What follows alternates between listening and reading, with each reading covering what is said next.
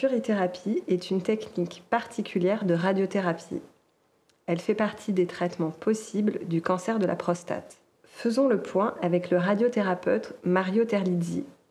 Il est membre du comité de cancérologie génito-urinaire de Gustave Roussy. Docteur Terlizzi, bonjour. Bonjour Céline. C'est quoi le principe de la curithérapie ? Alors la curithérapie, c'est une méthode d'irradiation des cancers dans laquelle on va utiliser des sources radioactives qu'on va placer soit directement dans les tumeurs ou alors au contact direct des tumeurs. Et on comprend bien avec ces dispositions-là en fait, qu'il y a deux avantages principaux. Si ma source d'irradiation est au contact de la tumeur, ça me permet d'augmenter fortement les doses de radiothérapie. Nous, les radiothérapeutes, dans le jargon, on parle de faire de l'escalade de doses. Et c'est assez intéressant parce que pour la plupart des tumeurs, plus vous délivrez une dose de radiation qui est importante, mais plus vous avez de chances d'éradiquer complètement la tumeur et donc de signer la guérison. Et si la source de radiothérapie est à proximité de votre cible, à la différence de la radiothérapie externe où les rayonnements viennent de l'extérieur vers l'intérieur du corps, ça permet plus facilement d'épargner les organes à risque à côté du volume tumoral, du volume cible.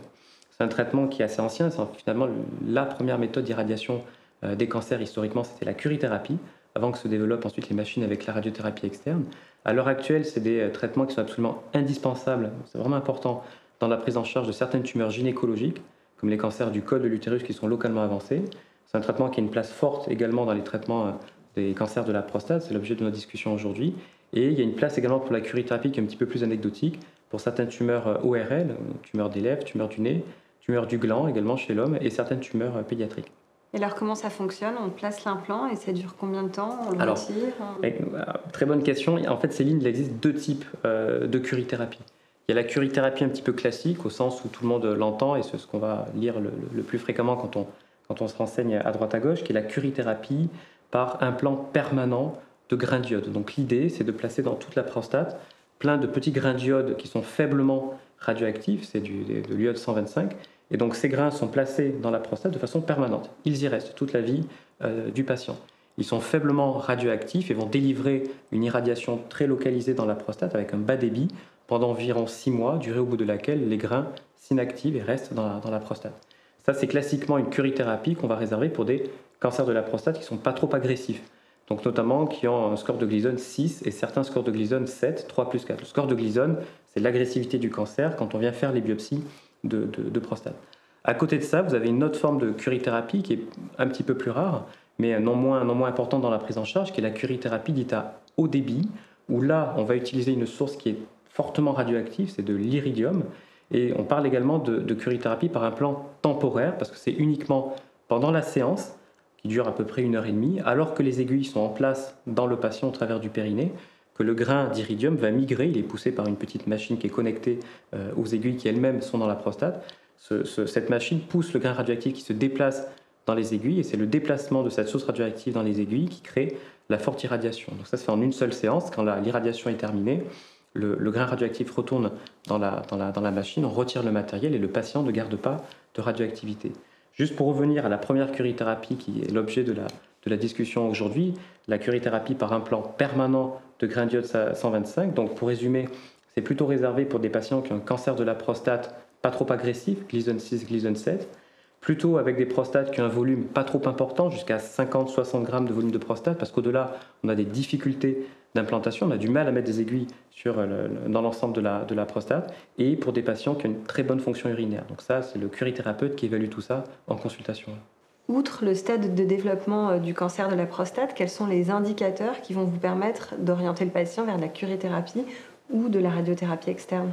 Alors la curithérapie, c'est un traitement qui s'adresse uniquement aux patients qui ont un cancer de la prostate qui est localisé, donc pour lesquels il n'y a pas de métastase sur le bilan d'extension, c'est-à-dire scanner ou scintigraphie osseuse, lorsque le bilan d'extension était indiqué. Ce n'est pas le cas pour tous les cancers. Quand on a ces patients qui ont un cancer de la prostate localisé, les 3 éléments qui sont importants et qui permettent de classer la maladie d'un point de vue pronostic et donc d'affiner aussi la stratégie thérapeutique, donc ce sont le score de Gleason sur les biopsies prostatiques qui font le diagnostic du cancer de la prostate, et le score de Gleason, c'est un facteur pronostic important, l'extension de la maladie dans ou en dehors de la prostate, et également le niveau de PSA.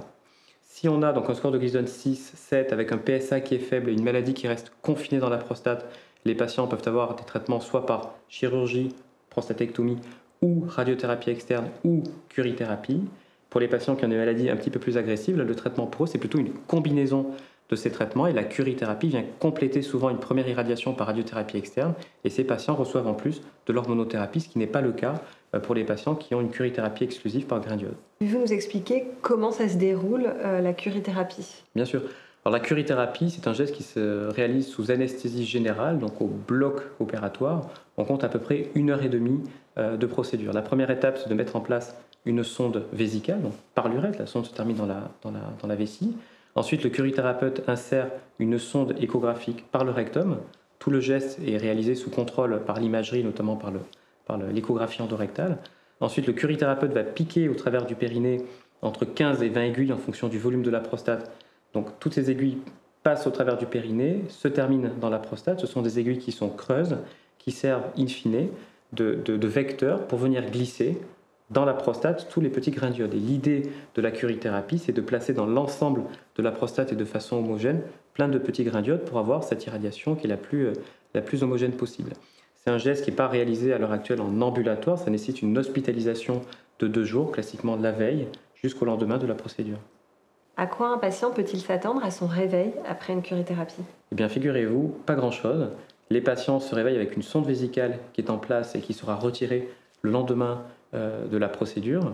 On réalise également fréquemment un scanner le lendemain de la procédure de curithérapie pour vérifier au final la position des grains et réaliser aussi de nouvelles dosimétries qui servent de contrôle qualité par rapport au geste qui était réalisé au bloc opératoire. Lorsque la sonde est retirée et que les patients ont repris une miction, ils repartent à domicile tranquillement. Fréquemment, pendant les 2 mois qui suivent la curithérapie, on prescrit des médicaments qu'on appelle les alpha-bloquants qui aident justement à favoriser des mictions qui soient les plus confortables et les plus tranquilles possibles.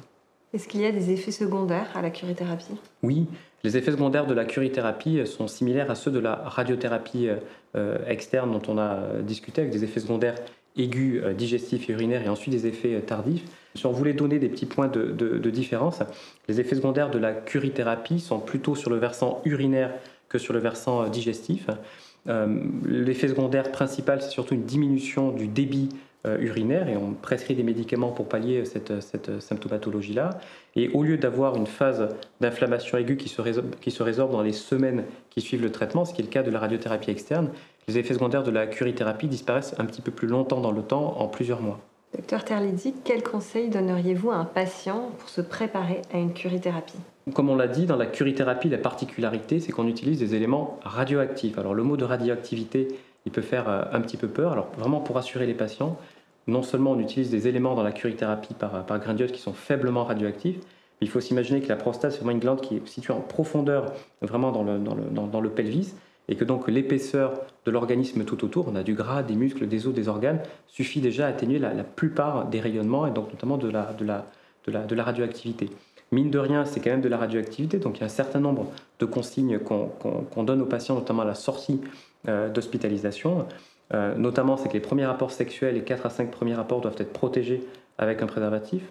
On demande d'éviter des contacts qui sont rapprochés et prolongés avec les femmes enceintes et les enfants en bas âge de quelques mois pendant les 2-3 premiers mois qui suivent la procédure par curithérapie.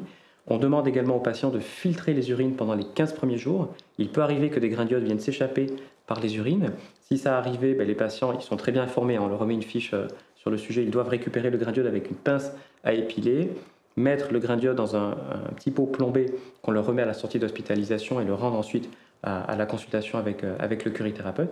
Et la dernière mesure qui peut faire sourire, c'est que certains patients peuvent faire sonner certains portiques d'aéroport lors de passage de la douane. Donc ils ont un certificat qui authentifie qu'ils sont porteurs de grains d'iode. Docteur, quel est votre quotidien en tant que radiothérapeute et curithérapeute ? Le quotidien d'un radiothérapeute et curithérapeute, Céline, il est très riche et varié. Il y a une très grosse activité de consultation, à la fois de première fois, on reçoit les patients et on les découvre pour la première fois. Donc on annonce le traitement, quel est l'objectif du traitement, les modalités, les effets secondaires attendus à la fois en phase aiguë et en phase tardive, on en a parlé. Il y a également des consultations hebdomadaires pendant le traitement de radiothérapie et bien sûr des consultations de tous les patients et patientes qui ont déjà fait l'objet d'une radiothérapie et qu'on suit sur les mois et les années qui suivent jusqu'à la rémission et bien sûr la guérison, ce qu'on souhaite. À côté de ça, il y a une activité aussi de réunions pluridisciplinaires qui sont des étapes absolument indispensables en oncologie. Ce sont ces fameuses réunions où toutes les spécialités sont assises autour d'une table pour décider de la stratégie thérapeutique, et ça pour tous les dossiers de nouveaux patients et lorsqu'il y a des décisions importantes à prendre aussi dans les histoires oncologiques. Il y a toute une activité qui est invisible pour les patients, mais à partir du moment où on réalise des scanners de préparation au rayon, donc les scanners de ciblage ou de centrage, à un moment donné, il faut bien indiquer au logiciel où est-ce que la tumeur se trouve, quels sont les organes qu'il faut irradier autour. Et donc il y a toute une étape de dosimétrie où on a des dosimétristes et des physiciens qui interviennent. Lorsque la dosimétrie est établie, à nouveau le radiothérapeute vient valider définitivement le plan de traitement.